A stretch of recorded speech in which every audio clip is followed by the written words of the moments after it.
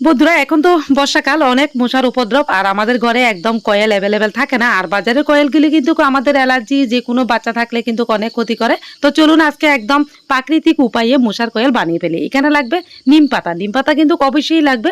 তো চলুন নিম পাতাগুলিকে ভালোভাবে ধুয়ে একদম পেস্ট করে নেব। তো বন্ধুরা দেখো এখানে মিক্সির গ্রাইন্ডারে একদম পরিষ্কার জল দিয়ে একদম পেস্ট করে নিয়েছি।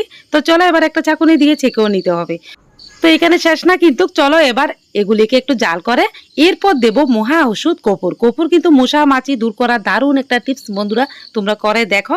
এইবার একটু ঠান্ডা হলে যে গুড নাইট আমি কয়েলটার মধ্যে ঢুকাবো, এবার কার্বনটা একটু বের করে। তো চলো এবার একটা ডিবিটার মধ্যে চামচ দিয়ে আস্তে আস্তে করে ঢুকিয়ে নিই। তো যতটুকু প্রয়োজন অতটুকু দেবেন, আরগুলি একদম রেখে দেবেন ফ্রিজে। তো বন্ধুরা দেখাও আমরা কিন্তু একদম তৈরি মশার কয়েল। এবার কারেন্টের বোর্ডে লাগিয়ে তোমাদেরকে দেখাচ্ছি মশা কিভাবে পালিয়ে যাবে।